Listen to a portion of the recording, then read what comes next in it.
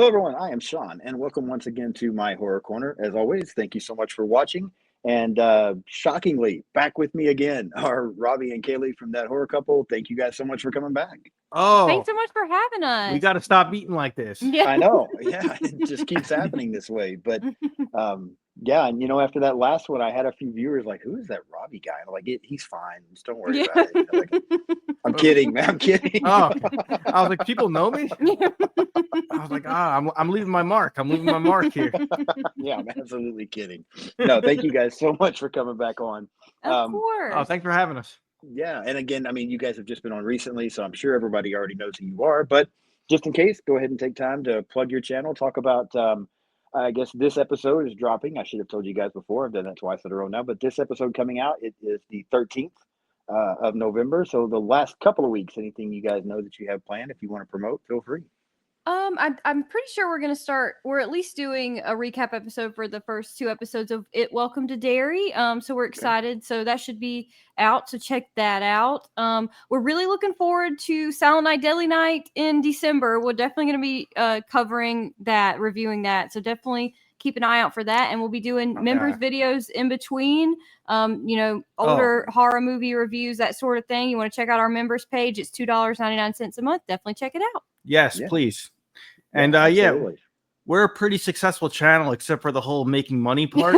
I haven't figured that part out yet, but with the ad revenue last year, I was able to buy like a bag of chips and a Slurpee. Yeah. So I mean, I didn't do that. I didn't get any revenue, so you're doing better than I am. Yeah, so please subscribe and check out the members page because I'm hoping to get like a large Slurpee. Yeah. Next time. Okay, we need to upgrade a little bit. Yeah. Yeah. So yeah, absolutely do that. Their content is great. Help Robbie be able to start supersizing some things. Yeah, it'll be great that way. So, but definitely check out their channel. If you haven't subscribed, do so. It's definitely worth it. A lot of good stuff that you guys do. So I enjoy it. Thank you so much. I also want to do that new Scream trailer that dropped. Oh yeah, we're talking about doing that too. We took a few days off after October on our own stuff. I needed a few days off of editing, but we're getting back to it. So. Kayleigh was an editing machine all through October. I'm sure.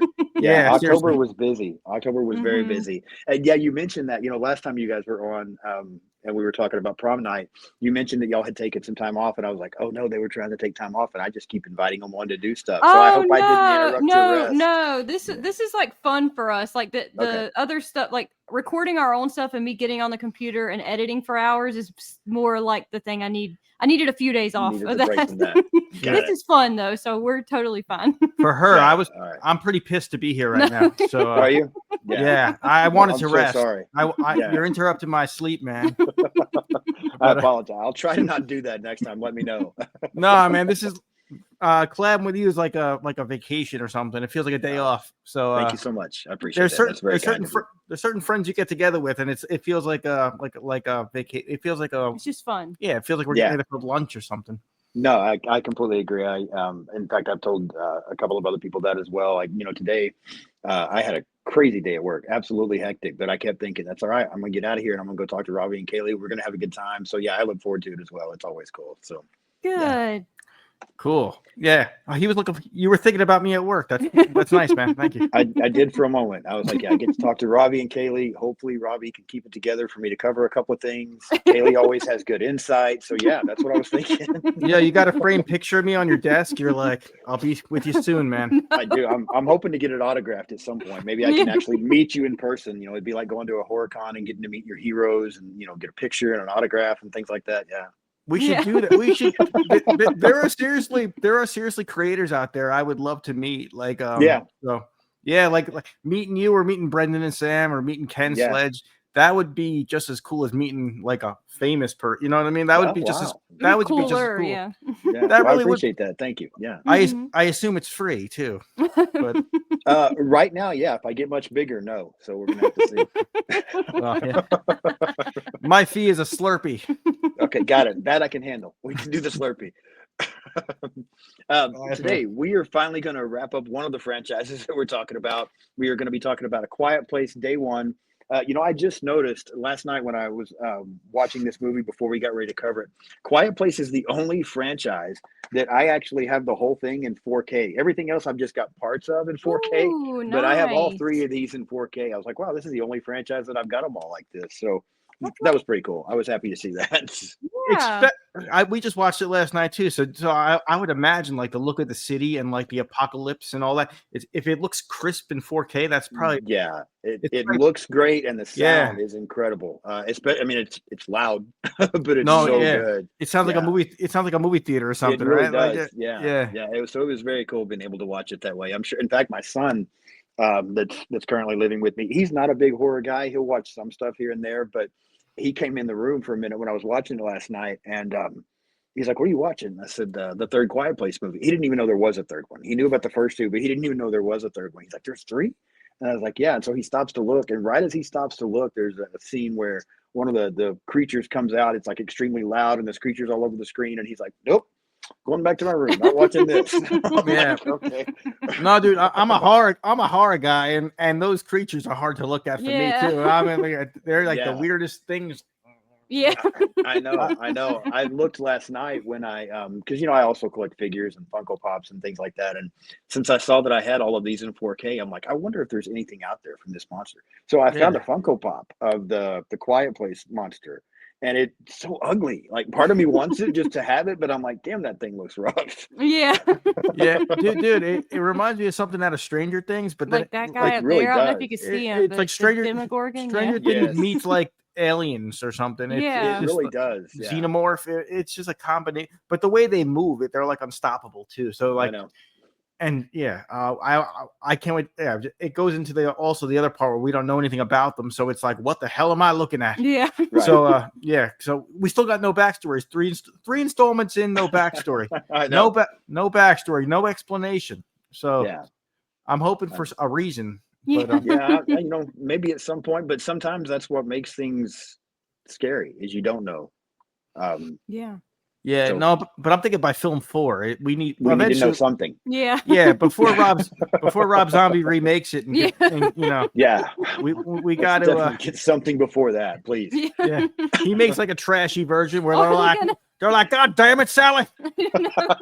these aliens are all over the place. Hot damn! Yes, and then we cut away to his wife's ass because that's in his movies as well. Yeah, dude, he's got a hot wife. Yeah. I know some people think so. She does not. She doesn't impress me. I'm not impressed with her, but that's fine. What? Yeah, she doesn't do it for me, man. But I know a lot of people agree with you. Yeah, she's just not. Whoa. Well, everybody likes something different, so that's okay. Yes. Sherry got rejected by Sean. She did. Yeah. Damn. And I'm sure she could not care less. Sean's like, you ain't coming to my horror corner, woman. He's like, no. Yeah, not a good idea. For so many reasons, not a good idea. So before we get into this, though, I do want to ask you guys, do you remember what you ranked the first 2 when we did this? Yeah. I want to say 8.5 or 8.5. I believe they land all about 8. I really like all of them, so they fall about 8 for me because I try to save my 9s and 10s for like rare films that are really like future classics or classics. So I don't like to give 10s away all the time, but sure. But an 8 for me is almost like pretty much almost touching the sun. It's like no, I get that. Yeah, the only reason I ask is because after we get done talking about this one, I'm kind of curious as to how you would rank them.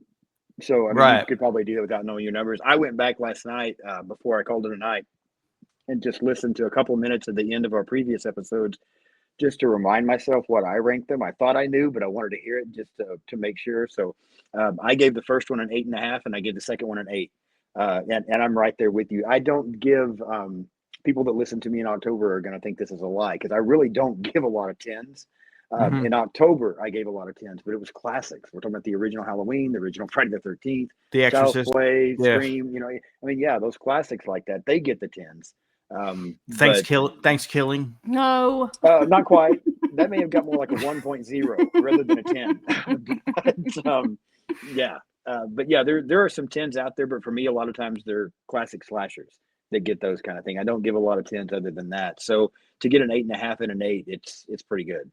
I was watching this one last night, and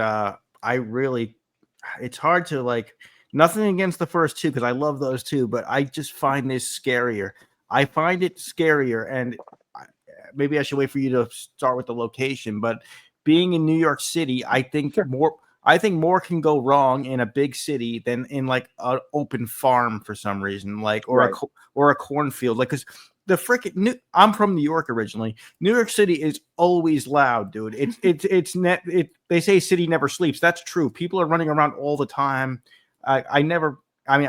So much can go wrong. So just right away, the setting is just. It feels more claustrophobic. To me, this is scarier, and it's It was more intense and it was more emotional. I messaged you like being like, "Damn you, Sean, I'm crying." Remember I said that? Yeah, I do. It cracked me up actually. I'm sorry that you were crying. I hate to sound like your emotions were funny to me, but yeah. I was sad. I'm sorry to hear that. But, no, but I do get what you're saying. And it says that, when the movie starts off, it talks about the sound levels in New York City is always like a loud scream. Like it talks about the fact that it's just always loud there. So yeah, I get what you're saying. Yeah, talk about a setup for a movie, man. We're living in a world where like a fart can kill you. Like, Interesting. Okay. Yeah. No, I'm serious. Like, you mean if it's quiet and then, no, but like that's how you could die. Yeah. Yeah. That's all right. Well, thank you guys for coming on. We're gonna go ahead and wrap this up. No, death by fart. Okay. That's what it's gonna say. That's what it's gonna say on my headstone. For some reason, I would believe that. Actually, Yeah. I would actually believe that you would have something like that. Yeah. No, but like seriously, like just the littlest mess up, the littlest screw up, the littlest noise can kill anybody. So I'm thinking, dude, they're in freaking New York City, and there's noisy stuff everywhere. Dude, this is so much. This is so much scarier than them walking in the woods or them walking in a field. Like to me, I'm like, this is terrible. And then, I got so much to get into with you, but I was like, there's so many times where like. They're making announcements over the speaker, like everybody be careful. Everybody they're like, be quiet. And I'm like, the military's not helping in this. I'm like, they got to shut the fuck up. I'm like, what are they doing? I'm like, they're announcing stuff. I'm like, those things are going to be like, yeah. Half the people that died because of these announcements they're making. So yeah, dude. No, I'm right there with you. We'll get into it and talk about a few things here so that you don't have to keep holding it in there. Quick tagline for the film. What the fart or both? Yeah, that way you can get both out. Thank you. Tagline. Hear how it all began. Not with Robbie, with the movie. Brief synopsis. No, that should be the tagline. Like, don't fart. Okay. That would be one of them. I could see that on the movie poster. Absolutely. You should design posters. That guy's voice, like Quiet Place 4, don't fart. Yes. I hope not. I hope they don't do that, but that's an interesting idea. I'm sorry. Go back to what you were. You're good, man. Synopsis real quick is New York City is invaded by alien creatures who hunt by sound. A woman named Sam fights to survive with her cat. The film was released June 28th of 2024. Directed by Michael Sarnowski, screenplay by Michael Sarnowski, story by John Krasinski and Michael Sarnowski, produced by Michael Bay, Andrew Form, Brad Fuller, and John Krasinski. Distributed by Paramount Pictures, runtime of 99 minutes, $67 million budget, 261.8 million at the box office. So incredibly successful. We've already talked about it a little bit, but let me know what you guys think about this story. And then cinematography and score. I loved the story. I loved Sam and her cat and Eric. And it pulls at your heart from like the moment it starts because of what Sam's dealing with in her life. Absolutely. On top of even before any of the chaos starts happening. So your heart goes out to her. She's such a believable, like, raw, beautifully well written and acted out character. Lupita Nyong'o, I believe is how you say her name. She does such an amazing job in this film. I love her, and she carries the film for me. I think she's amazing, and Joseph Quinn is great as Eric too. I really like both of them. Yeah, Well, it was our overall thoughts, or just like what you think of the story and like the setting. No, I think this is probably my favorite one.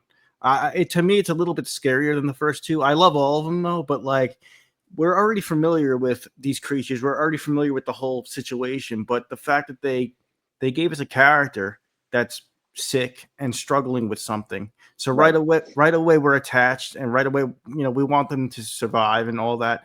But a lot, and maybe in some ways she's weak because she's dealing with a sickness. But I looked at it like, hey, this girl faces death every day, and getting a diagnosis like that's scary as fuck, man. So she already faced fear. So I looked at it like, Sam is probably stronger than we think. Absolutely. Especially mentally, emotionally. She's probably like, you don't scare me, dude. Like, you know what I mean? So yeah. But I feel like I was so into the characters. I was so into the story behind the characters in this one. There were symbolic parts where like, just sitting there enjoying a nice puppet show was very like, it was calm before the storm, or how she kept on saying like, I want a slice of pizza. It makes us think like in a world like this, like, the little things in life are what matters, or like we can be happy with just a nice lunch. You know what I mean? Like, and so on top of it being a kick-ass rad movie, there's such like nice symbolism here and great characters, and I think that's kind of what made me really like attached with this one. And I think it was very well made. I just love the look of the city, and it seems like they're you said the statistic, but their budget seemed through the roof with this because it was so beautiful. Everything was so beautiful. I was like, damn, because even when New York City like on fire half the time, like Walking Dead style, there was still some beauty in that, because I'm like, damn, it's New York. I mean, everything looks like half broken, but it's still New York. It looked kind of nice. So cinematography, I love the cinematography. I love the whole movie. I love the budget, and I love the characters. Yeah, no, I agree with you. I love the cinematography as well. Even that, I mean, I made a note right off the bat for the opening scene that opening shot of New York it looks so beautiful. So yeah, I think the cinematography is outstanding. I like the story as well. You guys mentioned, the cast and characters. I think they're all great. You mentioned Lupita Nyong'o as Sam. Joseph Quinn also doing a great job. There's another guy in this movie who plays Henry, who's also in A Quiet Place 2. I cannot pronounce this guy's name. Kayleigh noticed that. Djimon Hounsou, I think is how you say it. He's from Guardians of the Galaxy, so I was like, I know him. Like, I was excited. I was like, I think he was already in A Quiet Place. Is he the same character? Does he connect now? Yes. I thought he might have been. Okay. This all makes sense. It all connects to the universe. Mm-hmm. And now, what's going on in the city in this movie? Now that is simultaneously what's going on in the other movies too, right? This one takes place before. This one is supposedly taking place before, because it's right after this outbreak. And so what happens with his character of Henry is that, he's on the boat at the end of the film. He gets to the island that he is on, that they find at the end of A Quiet Place 2. He gets to that island through that boat that he was on there. So what I would like to know is there's a lot of people on that boat, including the character of wow, I just went completely blank. That Joseph Quinn plays. Eric. Yeah, Eric. Thank you so much. Eddie. Eddie. Yeah, sure. That works as well. They're all on this boat. Is that the same people that was on the island as well? Because I saw a lot of them got killed. I kind of wished we would have got to see Eric too, now that, we see that that's how this was set up. But yeah, this kind of takes place technically before the other two. Although that second one does give us an opening from a different area, not New York City, but they're in the smaller town, the softball game, that kind of thing that's going on. So, but yeah, I thought everybody was great. I also wanted to mention Alex Wolff, and the only reason I wanted to mention him, he's not in the movie for very long, but I had forgot that he was in this film, and as soon as I saw him, I'm like, that's the kid from Hereditary. Like, that just blows my mind that that's who that is, because he played the kid that had all the issues going on in Hereditary. But yeah, I think the cast is great. The characters are very good. I saw this movie at the theater when it came out. This is the first movie that I've ever seen in 4D. I had never been to a 4D movie before. So I went and saw this one in 4D, where like water sprays up in your face and your chair is moving around and that kind of thing. And that that made it pretty crazy. It made Dude, it really crazy. Yeah. I bet that was a fun experience to get to It see was such an immersive movie in the theater like that. that yeah, sounds annoying though. Water, like, was your glasses like all? You had to be like, damn it, like. luckily it's not a lot of water. It's more like a mist type thing. Oh, And just okay, every okay. once in a while that would happen. But it did make it very cool. The only thing that was annoying about it is they seem to time it just right, because I love movie theater popcorn. I can't go to the movies without getting popcorn. So I get my big thing of popcorn and I'm sitting there and I'm just about to reach and get something, and something happens on the movie and your chair moves and you fucking spill popcorn all over the place. That was kind of Oh annoying. no, yeah. I've never done that in a movie theater. We've never been to a 4D. No. Yeah, That's the first one that I've ever been to, and it was actually pretty cool. I've been to a couple since then. So it coincides with the movie, kind of like the Yeah, movements of the movie. yeah. When things are going on, your chair moves around a little bit. Sometimes there's like a fog that'll spray out a little bit. So, like in this scene, when there's the big explosion, and then she kind of comes to and she's walking around, and there's fog everywhere. There's like fog spraying out into the movie, so you're kind of got that going on as well. What's it called? 4D. It's called 4D. 4D. Yeah, I think it's called like the 4D experience or something like that. Okay. And it is pretty cool. They should do that. They should do that with a porno. Like, imagine, like, the seat's rocking and then like your face gets wet. It's like, yeah, that part does not sound good to me. I'm gonna stop right there. Like, I don't want to watch a porno and suddenly my face get wet out of nowhere. I'm not gonna be okay with that. No, but it might go with the story. No, it might, but yeah, I'll let you go check that out and let me know what you think. I'm gonna pass. No, I don't think they do it. It's just my idea. Okay, got it. Yeah, yeah, but no, it was fun. And like I said, I've seen a couple of 4D movies since then. No pornos? No pornos. No pornos. To be completely, I think I also saw like the newest Twister movie in 4D. Oh, there was a lot more, which was also pretty crazy. And there's a little more mist in that one because there's so much rain and stuff going on in the movie. So, and I didn't go see. I'm trying to remember what it was. There was something that they did in 4D, and the people actually put on raincoats before they sat down because there was going to be a lot of water coming at them. So they gave them something like a poncho or something to wear while they were sitting there. So yeah, it gets pretty crazy. I don't think it's something I would want to do all the time because I kind of like being able to just get comfy and chill. But once in a while, it's pretty fun. We'll have to try that. We've never done that before. They should have blown wind at you so you feel like you're in the Twister. That actually happens. You get does it? Wind as well. Yeah, they've got stuff set up on the seats in front of you have everything on them, like these little things hooked up with these little tubes sticking out. And so once in a while you get wind. Sometimes you get some mist. Your seat's moving around. It gets a little crazy, but it's fun. Oh, cool. Yo, that must have been it must have been an experience though with this movie. It was definitely an experience, but it was a lot of fun. I really enjoyed it. So being able to watch it last night without what about the downtime though? Around, what about the downtime? Like when she's talking about like how she misses her dad or something that was in a jazz band and like it's like very emotional and then they spray your face. You're like, fuck. luckily no. Then it's just like a regular movie. Your seat's not moving, nothing's coming out. You're good for that kind of stuff. So yeah. Oh, so yeah, they do it wisely. That's cool. Yes. Well, they do it sparingly. Yes. Yeah, absolutely. During the sad parts, I'd be like, not now, damn it. yeah, nobody wants that. Only a couple of production notes I want to mention. Just a couple of things that I thought were interesting. So Paramount announced this spinoff in November of 2020.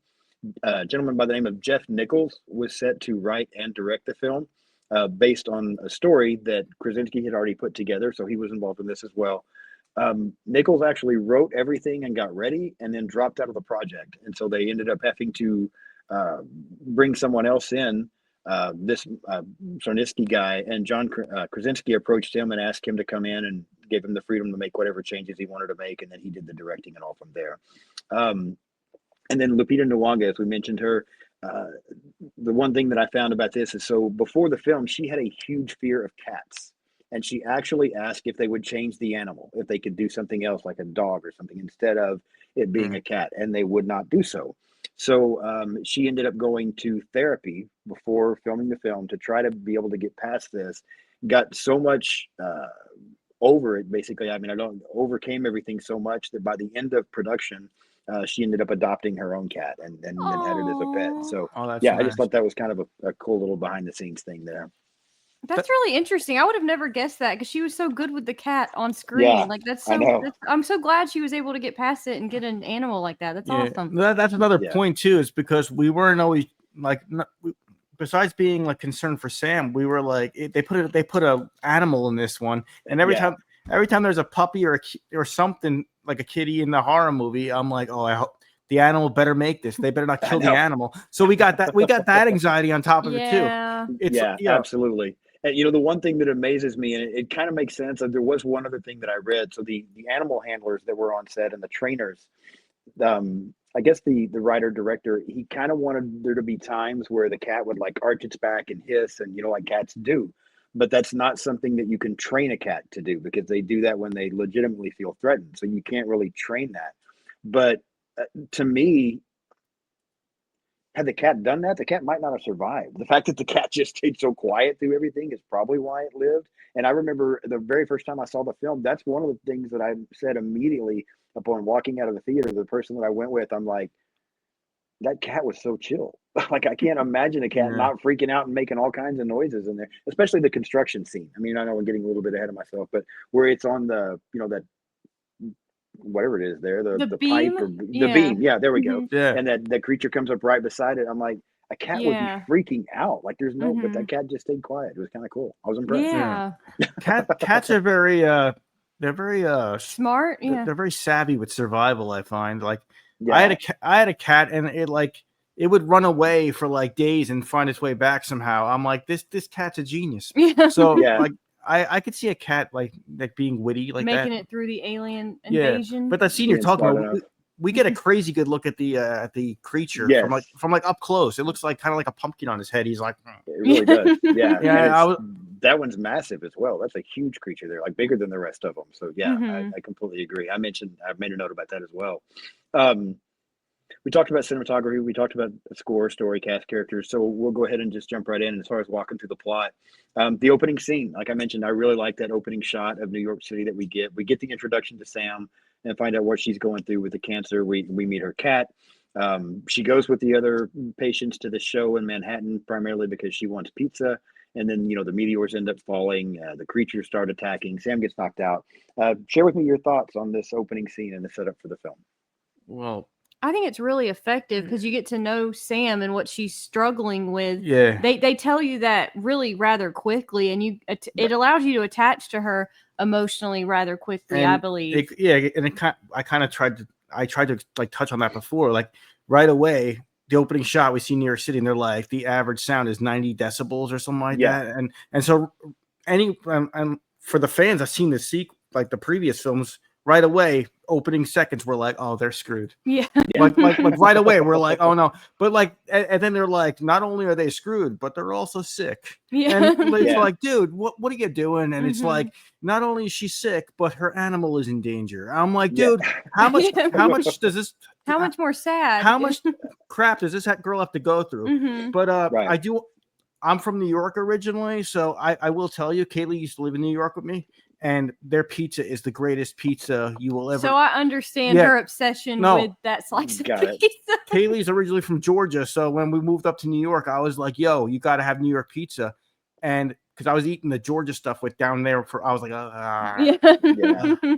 and the pizza, something about it, it's like the greatest pizza I've ever had, and I miss it. I miss the food so much in New York. I can see that. I have not been to New York, so I haven't had New York pizza. I really like pizza, so there's some places here in Oklahoma that I do like. I'm not like a big fan of the big chains. I'm not a Pizza Hut guy. I like that kind of thing, but there are some pretty decent places around here. But I've been to Chicago multiple times, and I've had pizza in Chicago, and it's just so much better than anything here. So I'm sure New York is probably similar. New York and Chicago, they're like rivals, right, for the best pizza. I think they rival each other for who's got the best pizza. I don't know what it was like, and here now in Vegas, they're like there's certain places that say New York pizza on the sign. They are lying. Yeah, they're like and I looked at the menu. They're like our chef used to live in New York. He has the recipe, and I it's all lies, man. It's all lies. Yeah, because just because it says New York pizza, it's not New York. Don't believe them. No, dude. So you understand her obsession with the slice of it pizza. reminded me of growing up in New York, and pizza was always there, and I was always a fan of it as a kid, yes, just stuff like that. Now it's like a staple. It's like a cheesesteak in Philly. Mm-hmm. It's kind of like so it's like, it belongs in that New York like it's perfect for the movie. It is for you're seeing New York. I think pizza too. That's the first thing I think of. Makes perfect sense. And I would risk my life for another slice. I would. That guy's like that good. That guy's like, get on the bus. She's like, I'm getting my slice. Like she was like, no. She's like, I'm getting my slice. Yeah. And I think again, this is going to be, you were going to get ahead here for just a second, but then we'll come back. The first time I saw this film, and then you do find out how obsessed she is with getting to this pizza. And that's kind of what, I mean, you're like, she just wants something normal, some part of life again. But yeah, I really like where they go with that as well at the end, when you get to hear her story about her dad, and he's playing at this club, playing piano in this club. And then they would always go to this Patsy's place to get pizza. So it shows you that it's more than the pizza's good, but it's more than just even that to her. It's wanting that experience like she had with her dad. So I like that they go there with it as well. Cause this is, this movie will play on your emotions. It will hit you for sure. So yeah, dude, it just there's so much symbolism there. It's like, no matter what happens, because this is such a chaotic situation, but I think it's kind of like, you can't take my memories away though. No matter what you do to me, I still have my memories. And it also, like I think I mentioned before, it's the little things we take for granted that, like, we never, that we thought we would always have. I love that scene of them dancing. And they can't make any noise, but they're dancing. And I'm like, oh, that's so cool. Like, I'm like, and they're having fun, and it's just stuff that we see every day, and we don't think like that. But like, so it's like, it reminds us we should be thankful for lots of stuff, So yeah, absolutely. Yeah, no, I completely agree. Sam gets knocked out there in all of the chaos, and when she wakes up in a theater. And find some other survivors. There she meets Henry, who we talked about, being from the second Quiet Place film. They almost get attacked there. Sam finds out that the military is blowing up bridges, trying to keep the creatures from getting away. There's a scene here that kind of threw me off a little bit. I'm trying to figure out exactly what happened. There's a guy that's freaking out and making some noise, and Henry is trying to get him to be quiet. It almost gives the impression that Henry kills this guy. Like, maybe he did kill the guy. I thought he just hit him and knocked him out, but then the way he's acting, it seemed like it was a little more severe than just knocking him out. Did he kill the guy? Is that what y'all thought happened? I think he did. I think he shoved him so hard, and it was brick behind him that it hit him in the wrong spot of the head, and he instantly was gone. I think so. He killed him out of fear, though, not out of anger. Because I think right after that they went back to Henry, and his face was like, "Oh shit!" Oh yeah, you could tell he felt terrible about it. So it's not like I was thinking badly about him. I just had forgot about that scene, I guess. And so when I saw that last night, my first thought was, he just hit the guy. How did he kill him? But I didn't catch the whole brick wall thing behind him and him hitting that. So I guess that is what happened. I was trying to figure that out last night.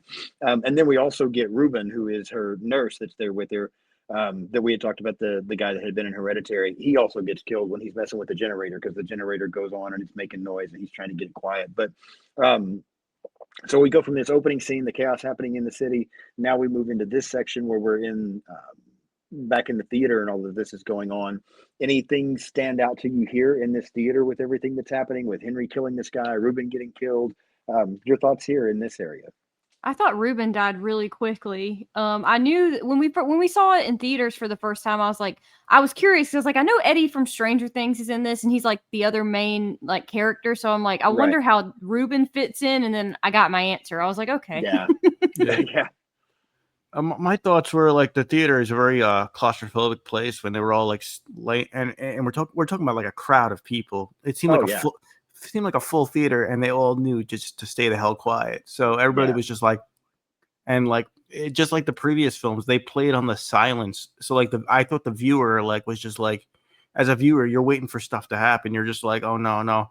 And we do get a pretty good creature scene. The creature breaks through the door, and we get a pretty wild scene there. Because you almost think the cat's going to get it right then, because it's almost the cat's fault, because the little bell thing rings. Yeah. Mm-hmm. Right. That little stinker. Yeah.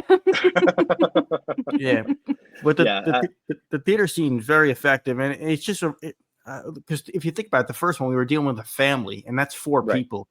Sure. There must have been, I don't know how many people in this theater, but more than 4. Yeah. And like everybody's just like they all know what, like, let's be quiet. So you see a full house without one person making a noise, and if you do, your head's gonna get crushed by a very brick. suspenseful. That guy will kill you. Mm-hmm. Like you will get your head crushed by a brick wall. So everybody shut up. Everybody just shut up. And so this makes me want to ask you guys something, and I really just thought of this, but I'm wondering, so obviously we've all talked about how we love the first 2 movies. I think it's pretty obvious that we all like this movie as well as we're going through it. But I wonder, do you think this movie would have been as effective without it being so quiet so often? Kind of the same thing with these other films. And the reason I say that is because if you guys remember the last episode that you were on, I was talking about a different podcast that I've listened to a little bit, and 2 guys that were making talking about wanting character build up, but then not wanting the movie to be long. These same 2 guys were talking about jump scares, and their problem with jump scares in movies is that 90% of the time, 90% of the time, the jump scare is not because of what happens on screen, but because of the sound. Now that was their take. So, and I can see that. I get that. A lot of times that might be what makes you jump, is the especially in a theater because it's so much louder, that kind of thing. But had A Quiet Place not been so quiet, if there would have been same premise but just more sound going on, would this movie have been effective, or does it have to be like it is to be as effective as it is? I don't think it has to be, but I think it definitely is effective because of so much silence. Because it gets to the point where, like, when we hear a conversation, it's like a treat for the ears almost. We're like, oh, they're talking. And then I lean in and listen. And there was one scene in this movie where she's like, talk over the rain, talk over the rain. Right. Or how about when it was thunder and they were like, ah, so there was that. And they're finally like letting out all their emotions they had bottled up. So, sure.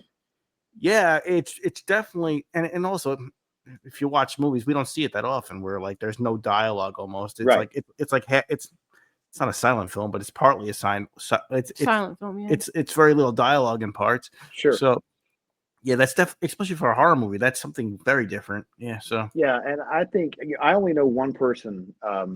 Just about everybody I know is a fan of these movies, but I know one person that doesn't like them, and they don't like them because of the quiet, because they think it just, you can get sidetracked, you get bored, whatever. I'm the exact opposite. My take is when it's that quiet, it's just like you're on the edge of your seat waiting. Like you're just, something's going to happen, so you're just waiting for it.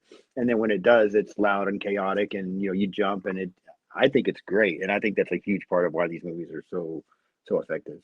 Mm-hmm. I think so too. You're good at like protecting identities. You're like these 2 guys, and you're like, I also know this one person. But like you don't drop any names. I like that about you. Yeah, I will not do so. Your secret is safe with Sean. Absolutely. What's ever said in the horror corner stays in the horror corner, people. It does. It really does. And I just I try to be somewhat respectful, but I also don't want people out there like using, saying, well, Sean said this. If they want to do it in a positive light, like Sean said this and he was right and Sean's killing it, absolutely use my name. But if you're going to say I said something stupid, don't say my name. Yeah. No, I never do. I just say this dude from Oklahoma. That works. You can what do I that. say. Because there's a lot of stupid people in Oklahoma. I won't name any names, but they're here. So yeah. Whenever I'm talking about you, I'm just like, yeah, this guy. Yeah, absolutely. He's Oklahoma. Yeah, that's enough. Everybody's immediately like, oh shit. We then have a scene where Sam, she ends up kind of going off on her own. She comes across a couple of kids. She gives them some candy. We find out about these boat evacuations because the military can't be quiet, even though they want everybody else to be quiet. So, the military, the military totally fucked them over. By the way, what was that? What was that? Them destroying the bridges left them there.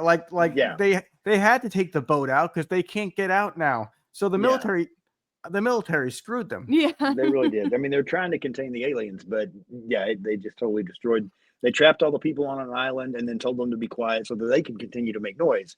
and attract the monsters to the people. That's kind of what happened here. All these apocalyptic movies, the military always lets us down. You ever notice that with like zombie films the and crazies, the crazies and The Walking Dead. Yeah, the military is like, we got to destroy all the evidence, and that means you Resident too. Evil, because sometimes when I think about it, I'm concerned if that's really that accurate or not. It's a little concerning. It is kind of a common theme. It's weird. Yeah, absolutely. The aliens attack again, and there's like a huge flock of people that have now gotten together to try to head to this boat. I mean, this is a massive group of people going down these streets. And it kind of surprised me a little bit because you were just talking, Robbie, about how in the theater, everybody knew to be quiet. Like everybody was trying so hard to be quiet. I didn't feel like people were trying that hard to be quiet when they're headed down the street going towards the boats. Like there's a lot of little noises here and there that are happening. Oh, yeah. And you kind of realize that Sam's picking up on that too. I think that's why she was kind of trying to go the other way. And you can see her looking around and she keeps seeing, the people that are making these noises. So you can definitely tell that it concerned her as well. This scene is where she gets separated from Frodo, her cat, for a few minutes.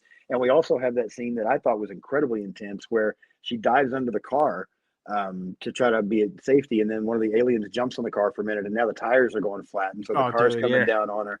Yeah.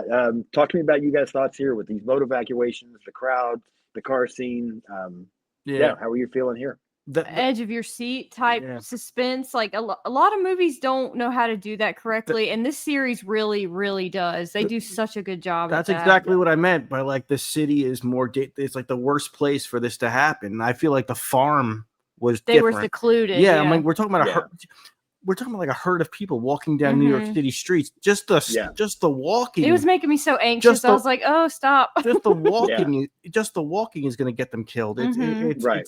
Yeah, dude. So, I was the same way because I mean, I'd seen the movie before, but I was feeling the same way last night, primarily with that scene that I don't know why, but that scene where she's under the car and the alien jumps on it and then gets off and the tires go flat and it starts lowering down. I've seen the movie. I know she's not about to get crushed under the car, but I was so anxious watching that scene last night. Yeah, like, oh my God, get out from the car. Yeah. No, I didn't even think that was a good move because I seen these creatures like lift cars up and stuff. Yeah. I didn't think that was. She had limited options, I guess. Like in the moment, she was just like, "What do I do?" Mean, the aliens are attacking the crowd that's moving around, so she's thinking, "I just got to get out of the crowd." I'm sure that's what she's thinking. It's not the best decision, but what the hell are you going to do? Nobody's going to be thinking super clearly in that situation. So, yeah. Yeah. And it also goes back to like just her being sick and weak anyway. And she's literally she's like not giving up no matter what. Cause she could have said, fuck it and died. Just like that. Oh, absolutely. Remember that old man in the woods? And like, I think this first one, he's like, the first one. Yeah. That old man's just like, he's like, you know what? I give up, Yeah. So, yeah, he's done. I just like, Sam made a choice to live, and she's very strong character. Whether it be her sickness or whether it be these like creature freaking things, she's gonna try to live and get pizza. Absolutely. We then get our introduction to Eric because she gets separated from the cat. The cat ends up finding Eric, and then Eric follows the cat back where the cat finds her. So we also find kind of initially, Sam kind of wants Eric to go try to find safety and not be there with her. He keeps following her. They get back to Sam's apartment. Eric begins to learn a little bit about her. And then the next morning she tries to leave, but he follows again. And we get to another scene that I think is just incredibly, the suspense and how anxious you feel.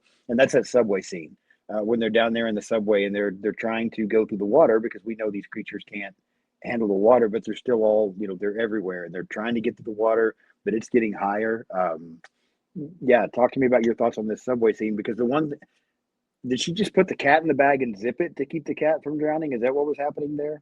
I think so. Or they had to hold the bag closed. I was like terrified the first time we saw that. I was like, how can the cat breathe? I guess they had obviously they had no choice. Like it's either try to get him to live through the bag or leave him to fend for himself, Yeah. No, and with that scene with Eric following her, he seemed like fascinated with her, but I don't think it was like a romantic thing or anything like that. Maybe a friendship, but I think it was just like in this world, like human life is like so like fragile and so valuable that like he saw like a living human and he was like, hey, we got to stick together, so I took it as I don't think he was fascinated with her in a romantic sense. I think it was just because when we first get introduced to him, he's coming up out of like a subway situation and flooding in the water, that kind of thing. I think he was just so happy to find somebody else. I think he was scared and just didn't want to be alone. And his thought process was, here's a person, like here's somebody else. I won't be by myself. Yeah, and That's the impression I got. He went above and beyond for her too. He got her medicine. He risked his ass for her cat. Like this guy is so lovable. Like I thought he did everything for her, and he did. I think he got stronger because of her, and that was the way things happened. That's why he was able to do those things. It's pretty awesome. You do all that stuff for what pretty much is a stranger. You know what I mean? Yeah. So, so I really like both those characters, and seeing them both together was pretty awesome. And that apartment must have been hers or something, because she knew exactly.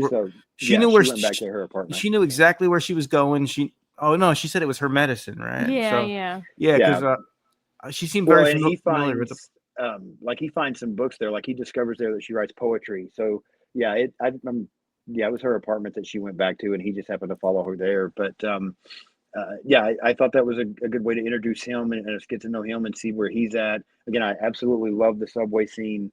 They managed to get, escape there and go up into a church. And then is where you were talking about, where then Eric ends up leaving so she can rest to try to get her medicine. And then that's where we get the scene that we were talking about earlier, where they kind of Eric gets in this construction site with the cat, and we, see the aliens all around. And then there's one huge, and they're feeding on pods. I thought that was kind of interesting that they put that in there, because we hadn't seen that in the other two movies. We just watched the aliens attack people. So the fact that they're feeding on these pods there around this area, and then just the one huge, massive creature that, like you mentioned, we get such a good shot of, and it's just so creepy. Great shot of that creature. Anything else there where the construction scene and Eric getting the medication and all of that either one of you wanted to talk about or mention? It's just it's another one of those main suspenseful moments in the entire movie. Your heart is ready to beat out of your chest. Like the first time you watch this, you're on the edge of your seat. You're like fingers crossed for Eric and the kitty. Like it makes you so anxious, but it was so well done. Such a suspenseful, edge of your seat type of scene. And I love these movies and the way they're able to do that. And Eric got her a pizza. Mm-hmm. He did. Coming up. He wrote Patsy's on it, but he did. Yeah. Once they get a little further along. Yeah. I think this movie does so great. That's a suspense part of it. I think it is fantastic at that. And I think this is probably my favorite scene of this movie, is this construction scene. I don't know why. It's the one that stuck with me the most at the theater when, I saw it there, and last night as well when it came up. I'm like, oh yeah, I really remember this. I think this is my favorite scene in this movie. But again, the suspense is just masterful. It's so good, and it doesn't matter that I've seen it before. I was still on the edge of my seat again last night, so it just still has that effect on you. And then we get kind of what we were talking about, because then from there, they end up leaving, and we find out that her father used to play piano at this jazz club. We find out her obsession with the pizza being from this place called Patsy's, because that's where her and her father used to go. And so Eric is able to get her back there. And initially, you can kind of tell she's disappointed because Patsy's is destroyed, and you feel horrible for her because that's what she's wanted this whole time. And this place is destroyed. But Eric mentions the club, and so they go to there, and you see how much that means to her. He goes to this little store and, like you said, gets the pizza and write Patsy's on it. They have the moment where he's doing the card trick, they're dancing, all of that stuff that you were talking about there. Talk to me about this scene and how much you guys enjoyed this scene there, being at that club and everything that was happening. Yeah, well, even though it's not Patsy's, it's still New York pizza. Yeah, so, that's right. I think it's still pretty damn good. And dude, it goes back to everything we take for granted, and a little more of her backstory, which was emotional, and just seeing them dance and have fun over stuff we take for granted that we could do every day, but you can't do in this world, is pretty cool. They do a good job in this film, building up these two characters and their budding companionship that they find with each other. I just love the way it's told, and we get this really emotional scene, like you said, when they're doing the card trick and they're dancing. I just think it really establishes they do have a friendship going on, and they care about each other, and it just makes the movie even more emotionally hard to watch, because it's it's good she's not alone and I'm happy, but now it's oh no, I like the two of them hanging out, being together. Like, I don't want anything bad to happen, kind of thing. So yeah. Right. The first time you saw this movie, before we kind of move over into the finale part of it, I'm curious. The first time you saw it, when you didn't know what happened, were you thinking one of them were going to die, or were you thinking they would both survive? Did you have any indication on how it was going to turn out? I thought at least one of them, Yeah, they would probably, because of the way they did the first movie and how they killed the dad off. I was like, oh, they'll Right. definitely kill one of them for sure. I was worried. I was worried because she was sick anyway, and they gave Yeah. her they gave her a serious condition. So I thought maybe she was like, "Hey, I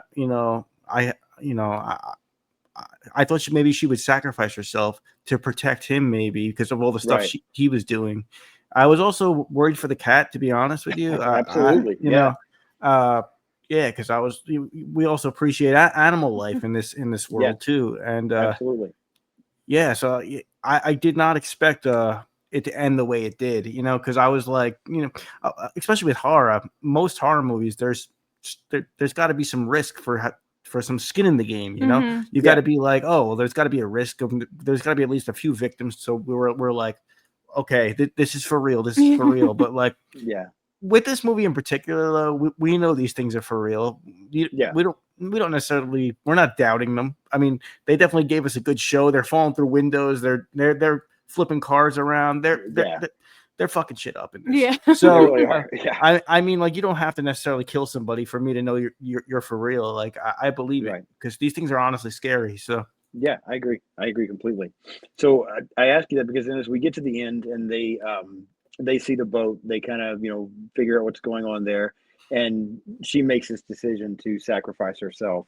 That is not what I expected initially. I did expect her to probably die in the film, but I really thought what they would do is, I almost thought they would make it like to where they survive, they get away, they get on a boat, they get someplace, and then she dies. Like, that's kind of what I was thinking was going to happen. I didn't expect her to sacrifice herself like she does here in this finale, because you can tell immediately when she hands Eric the cat, like, what's happening, what's coming at that point. And again, so the movie just starts pulling on your emotions right off the bat, and then she takes off and she's setting off these car alarms.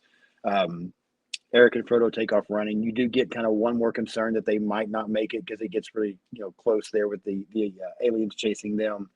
But he ends up diving in the water with the cat and making it to the boat where we again see Henry. making it too. Just making it. It was like very close. yeah.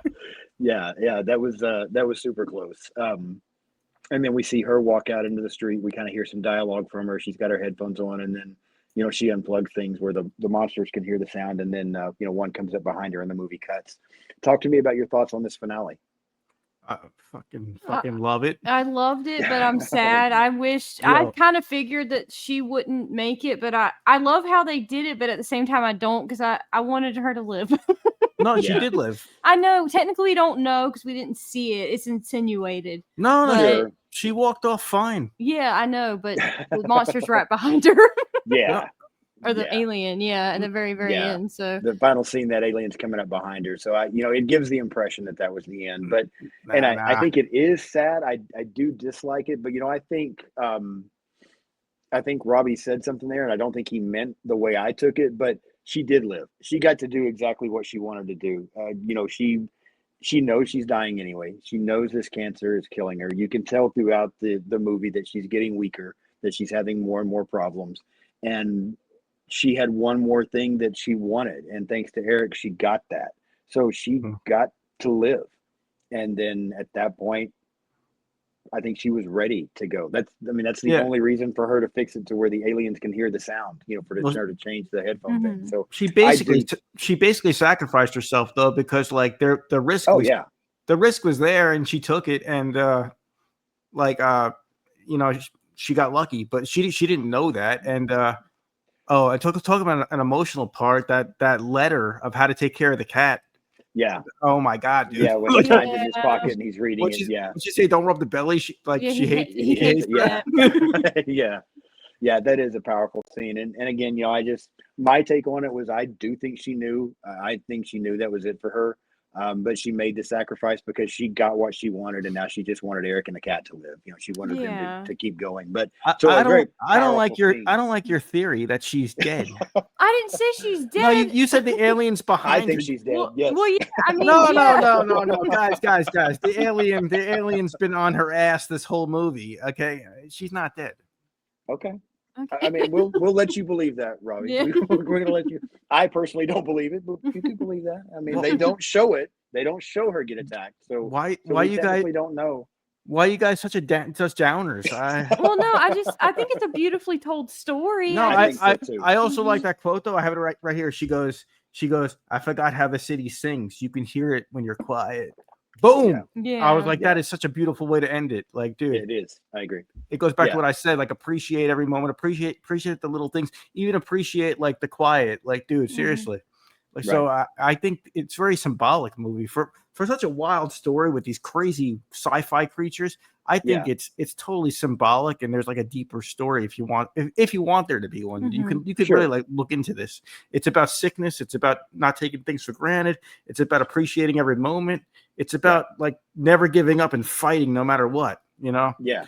No, I completely agree. And I think one of the things about this movie, because I'm typically not a huge alien guy. I'm not saying I don't like alien films. There are some that I really do enjoy. It's just that's not my go-to, is the alien stuff.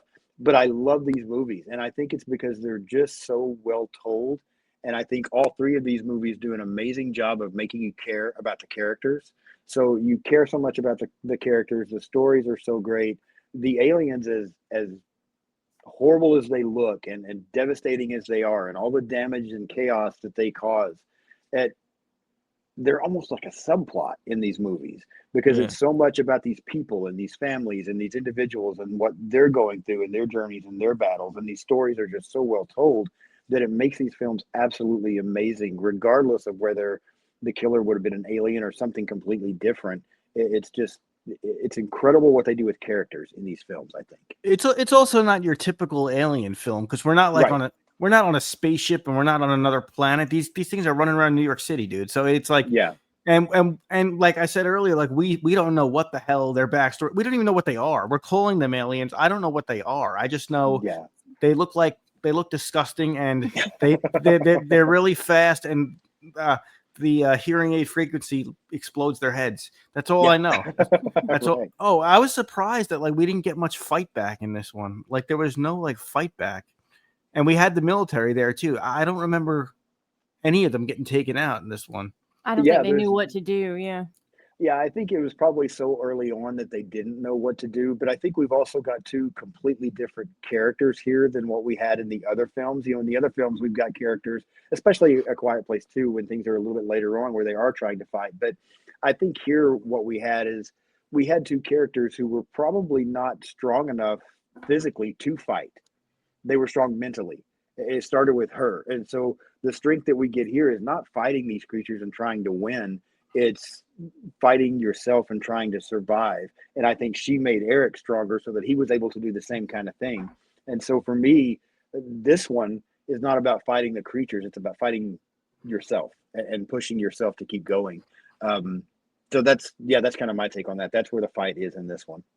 Yeah, I think that's a great way of looking at it because that makes so much sense because the sister in the other two movies, she does fight like with her hearing aid, and in this one they are more physically not able to. I just Googled it and said, yes, she's likely dead. Yeah, I told you, Ben. I don't remember that. I don't think you want to remember that. You were already telling me that you were emotional and struggling. I just didn't think your mind couldn't take it anymore. You blocked it out. Wait, what did I miss? The alien was behind her? At the very end, when you heard that quote, she unplugs the radio and it plays really loud and the monster jumps down behind her. That's how it, and then it fades to black. Yeah. That's like the end of 31 by Rob Zombie where they're just like, sing me a lever, sing me a lever. Yeah. It is. It's similar. Yeah, it doesn't show it, but to me it was telling you that she's ready to die. So she's removing the sound from her headphones. Now it's coming out of the actual, So you're assuming Sam lost the fight. No, I think she won the fight because she got what she wanted, and then she was ready to be done.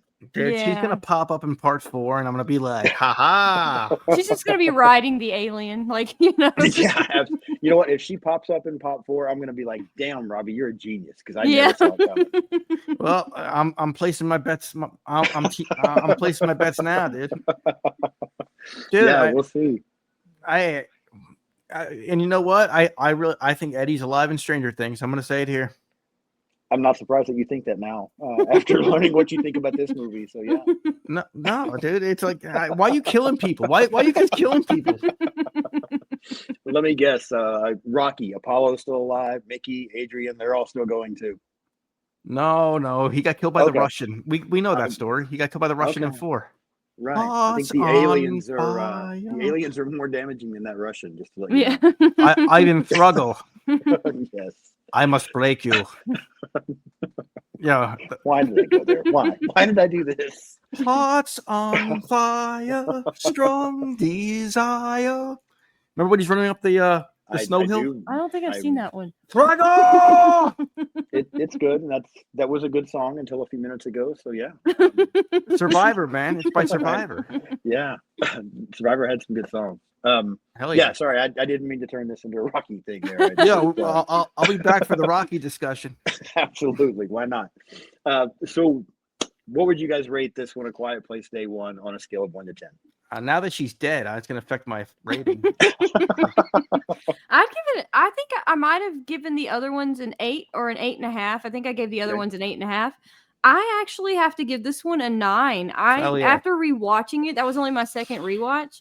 It's better. It's such a good movie. It's so well done. The other two are really great too, but something special about this one. I just loved our two main characters a lot, and the cat, and the setting. It's a 9 out of 10 for me. Why did I get so emotional with this one? I swear, the first one they killed a little boy. Then there's a pregnant lady. They're giving birth. You know, it's like they're running around a farm, and then at the end, the father's like, "Oh!" And then he sacrifices himself, and like to me, this one hits me right in the heart. I don't know what it is about this one. Sam is sick, and we emotionally connect with her right away, and Sam is alone. Yeah, the family, the mom loses the dad, but they still have each other. The kids and the mom, they all have each other. Yeah. Sam ends up being alone for a lot of the film. So why'd you fuckers have to kill her? Like I did it. It was off. So it was off screen. So yes, sir. We don't know anything. And you know what? Screw Google too. I don't care what Google says. Just do me a favor. When we get done, go back and watch like the last 5 minutes. I must have missed something. I think I was messaging you. I was like, maybe, that might have been what it was. Yeah. So did you say a 9 as well then, Robbie? I know Kayleigh said 9. You say a 9 also? All these fall around an 8 for me, but I do like this one. And it's rare for me to like a part 3 better than the original. That almost never happens. But I think this is a better movie. I really do. I think it's good. But do you need to be a fan of the first two to really enjoy it? Maybe.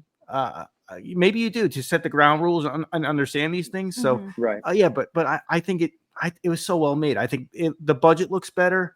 I like the characters better. It's scarier in my opinion, and I'm actually rooting for these characters more. I mean,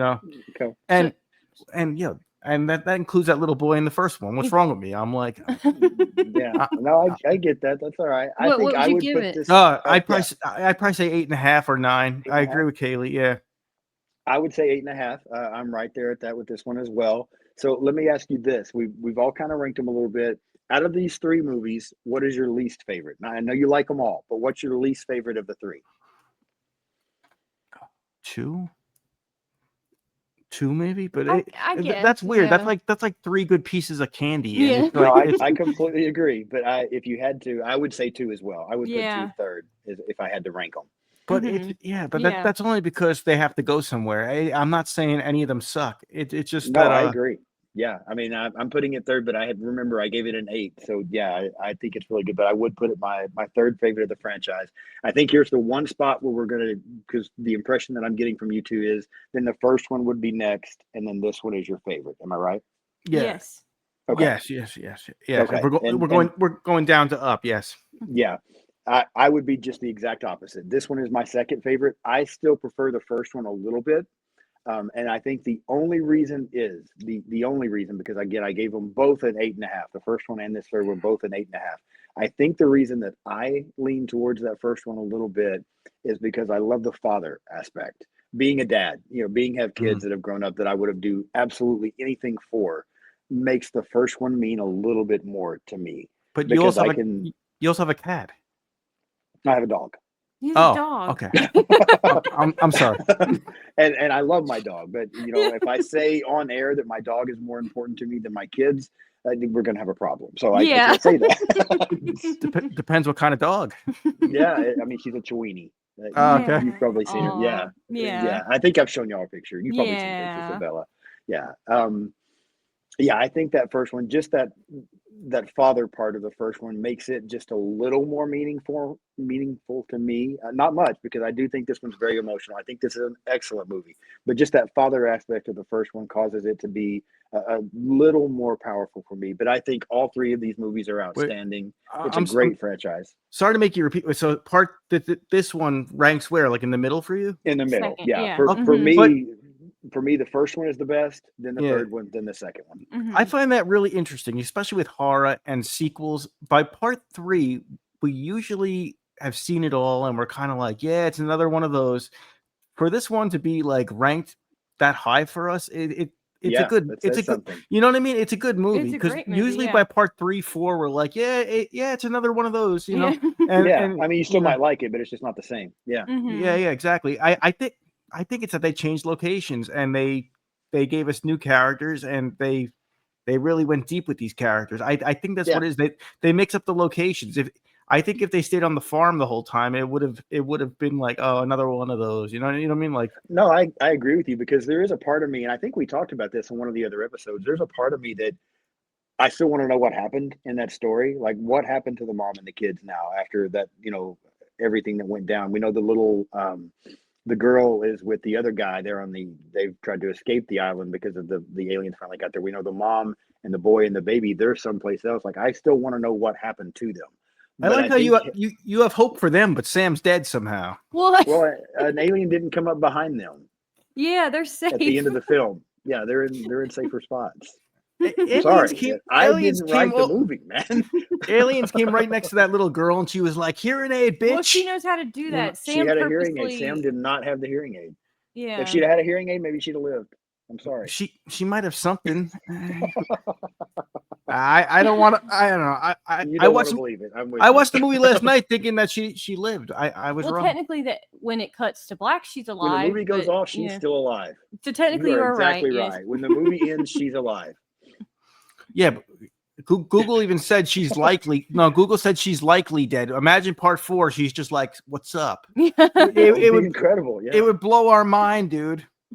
So, what do you want for part 4? Do you want it to go back now and tell us what happened to the family from the first 2, or do you want it to pick up someplace completely different, do something different like this one did? Like, what do you want from the next one? I think it would be cool if everybody like unites somehow. Like, not that we could do that, but because it's all different locations. But imagine we had like a Endgame thing where everybody comes together. You want the mom and the kids to find Eric and the cat.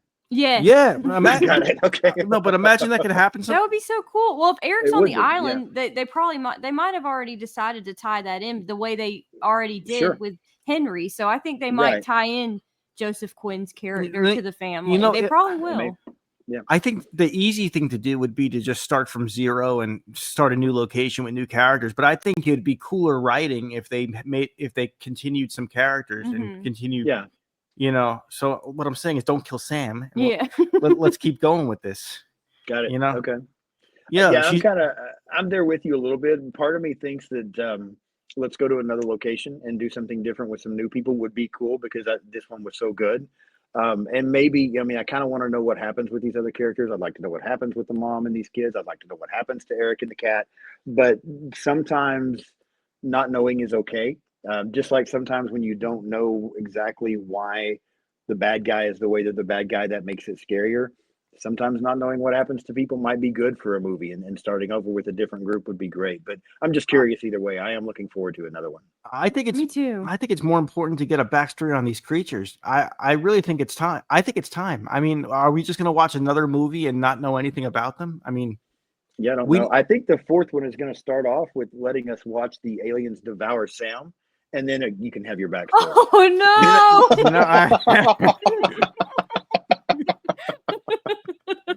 Oh man! I don't get it. This whole you guys, this whole movie, she's been like avoiding these guys avoiding them surviving, and you're like, no, you don't understand. There was one behind her. She did it on purpose. Yeah, so it's Sam. It's Sam. She's awesome. She'll zigzag out of there. Yeah, maybe. I just like the fact that for a minute, finally, after all the recordings we've done together, for just a brief moment, I left you speechless for a second. That's all I wanted. Just did, Rob. I'm just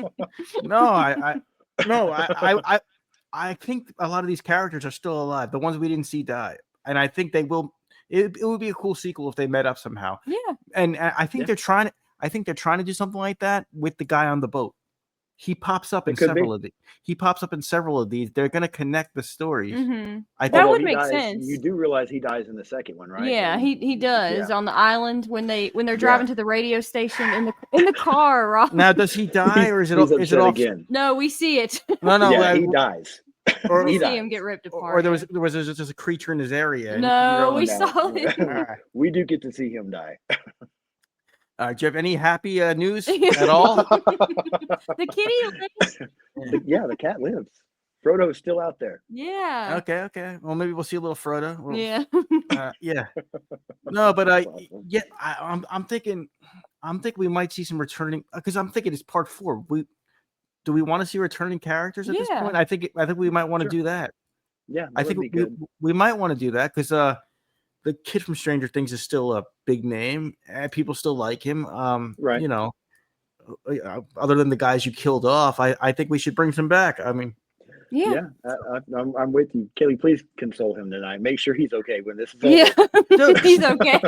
She's like, you can hear the city if you keep quiet. I'm like, awesome line. And I thought that was the end. And you guys were like, no. Yeah, there's a couple more minutes there you missed, but it's okay. Don't worry about it, man. It really is okay. You were talking about, I'll change the subject for you here.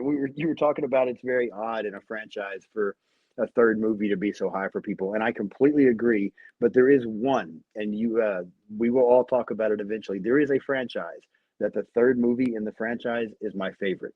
And it's something we're going to get to eventually. So I know, dude. Yes, you already know where I'm headed. Yeah, I'm wearing the shirt. You are, yeah. So, and then when we get there, I'll talk about that and explain why it's my favorite. But, is there anything else you need to say about A Quiet Place before we talk about Rocky or Jason or anything else? No, I'm gonna be quiet. We have ruined your night. I'm so sorry. I'm gonna be as quiet as the characters in the theater. That's awesome. All right. Well, I do appreciate you guys so much for coming on. I am going to be reaching out to you very soon to see when you want to talk about both Halloween 2 and Friday the 13th 2. So you guys will definitely be back with me as we go through those franchises. And as we talked about last time, we're going to talk about Mary Lou at some point. So still a lot of fun stuff to talk about with you guys. The Fridays and Halloweens I have memorized. I could probably do them right now. So. Well, I just saw my son come in and he brought pizza, so I'm gonna eat pizza. He's gotta go. Sam. I mean, no, it's okay. I'm gonna think of Sam and eat pizza. There you go. There you go. You're gonna write Patsy's on it. I might do that. Yeah, just for you. You should do that. Post that picture. Be like, check out my new episode, Patsy Pizza. I can do that. Yeah. I can do that to advertise this one. That would be great, actually. Yeah, not a bad idea. But no, thank you both so much for coming on. I really do appreciate it. This was fun. Yeah. Before we get on, but you're good, I just want to add, I don't know. I don't want to sound like a fool, but I think I read or heard that they signed on for 2 more of these. I think I have heard that as well. Yeah. No, so I'm very curious where it goes.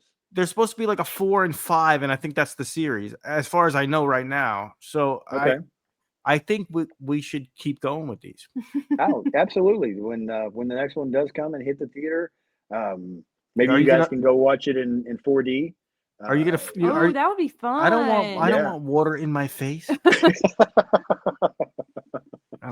It's gonna happen so the fourth one, like I said, is gonna open with these aliens devouring Sam, and the blood is gonna squirt up on your face in 4D.